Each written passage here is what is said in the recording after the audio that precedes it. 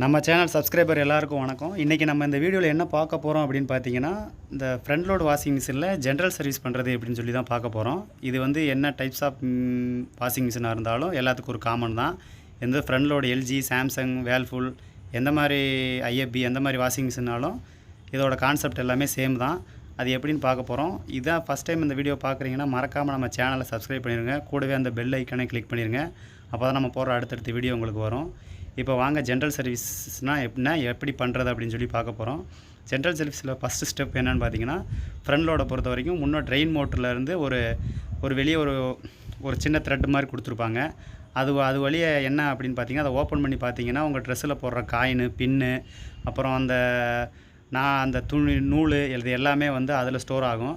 அதை நம்ம வந்து ஒரு 10 நாளைக்கு ஒரு தடவை நம்ம எடுத்து அதை க்ளீன் பண்ணிடணும். அப்படி க்ளீன் பண்ணலை அப்படின்னா என்ன ஆகும் அப்படின்னு பார்த்தீங்கன்னா, அந்த நூலெல்லாம் பார்த்தீங்கன்னா அந்த ட்ரெயின் மோட்டரோட வீலில் சுற்றி ட்ரெயின் மோட்டரை ஓட விடாமல் நிப்பாட்டிடும். இதனால் ட்ரெயின் மோட்டர் ஃபெயிலியர் ஆகலாம். இல்லை அப்படின்னா என்ன ஆகும் அப்படின்னா, உங்களுக்கு ட்ரெயின் வழியாக தண்ணி வெளியே போகாமல் இருக்கும். இந்த ப்ராப்ளம் வரும். இதனால் நம்ம அடிக்கடி இதை எடுத்து க்ளீன் பண்ணிட்டோம் அப்படின்னா உங்களுக்கு இந்த ப்ராப்ளத்துலேருந்து மிஷினை நம்ம சேவ் பண்ணி வச்சுக்கலாம். இது வந்து நம்ம கரெக்டாக ப்ராப்பராக பண்ணிகிட்டு இருந்தோம் அப்படின்னு பார்த்தீங்கன்னா, உங்களுக்கு வந்து அந்த உள்ளே வந்து தேவையில்லாத தண்ணி, வேஸ்ட் தண்ணி எதுவுமே உள்ளே நிற்காது. இப்போ பார்த்தீங்கன்னா இதை நாங்கள் சர்வீஸ் பண்ணி எடுக்கிறப்ப உள்ளே பார்த்தீங்கன்னா அந்த பட்டனு ப்ளஸ் ஏதோ கம்பி அந்த மாதிரி நிறைய விஷயம் இருக்குது. இதை வந்து நம்ம ரெகுலராக எடுத்துகிட்டு இருந்தோம் அப்படின்னு பார்த்தீங்கன்னா, இது வந்து உங்களுக்கு ட்ரெயின் மோட்டர் ஃபெயிலியர் ஆகிற பிரச்சனையிலேருந்து சால்வ் பண்ணும். செகண்ட் என்ன பண்ணணும் அப்படின்னு பார்த்தீங்கன்னா, உங்களுக்கு வந்து இந்த பிளாஸ்டிக் பெல்லோஸ் மாதிரி இருக்குது பார்த்தீங்களா, இது வந்து பீடிங் பார்த்தீங்க அப்படின்னா உள்ளே ஃபுல்லாக சாஃப்டாக இருக்கும். அந்த பீடிங்கில் பார்த்தீங்கன்னா நீங்கள் போடுற உங்கள் ட்ரெஸ்ஸில் இருக்க காயினு, பின்னு எல்லாமே அந்த பீடிங்கில் தான் வந்து விழுகும். அந்த பீடிங்கிலையும் விழுகும். அப்படி இருக்கையில் நீங்கள் மேக்ஸிமம் எடுத்துடணும் அந்த பீடிங்கை. அதே மாதிரி ஒவ்வொரு டைம் வாஷ் பண்ணல அந்த பீடிங்க்கு சென்டரில் இருக்க அந்த கேப்பில் வந்து ஒரு துணியை வச்சு க்ளீன் பண்ணிடுங்க. அப்படி க்ளீன் பண்ணலை அப்படின்னா பார்த்தீங்கன்னா அங்கே ஃபுல்லாகவே ரஸ்ட்டு ஃபார்ம் ஆகிறனால என்ன ஆகுனா, அந்த பீடிங்கோட ஃப்ளெக்சிபிள் குறைஞ்சிரும். இதனால் என்ன ஆகுனா, தண்ணி லீக் ஆகி வெளியே வர்றதுக்கான பாசிபிள் நிறையா இருக்கும்.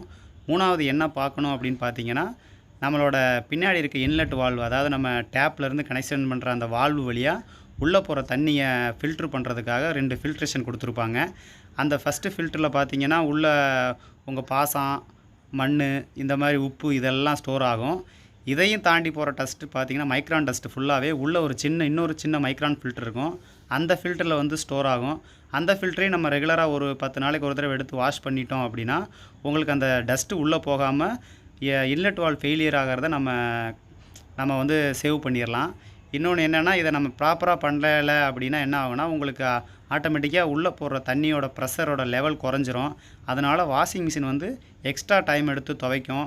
இல்லை அப்படின்னா ஒரு சில வாஷிங் மிஷினில் அந்த டைமுக்கு மேலே தண்ணி உள்ளே எடுக்கிறப்ப தண்ணி ப்ராப்பராக உள்ளே போகல அப்படின்னா உங்களுக்கு எரர் கோடு E4 அந்த மாதிரி ஏதாவது எரர் கோடு காமிச்சிட்டு மிஷின் ரன் ஆகாது. இதை வந்து நம்ம ப்ராப்பராக பண்ணிகிட்டே இருந்தோம் அப்படின்னா இன்லெட் வால்வ் ஃபெயிலியரையும் தடுக்கலாம். அதே மாதிரி உங்கள் வாஷிங் மிஷினை ரொம்ப டைம் எடுத்து ஓடும். அந்த ப்ராப்ளத்தையும் இது மூலம் சால்வ் பண்ணலாம்.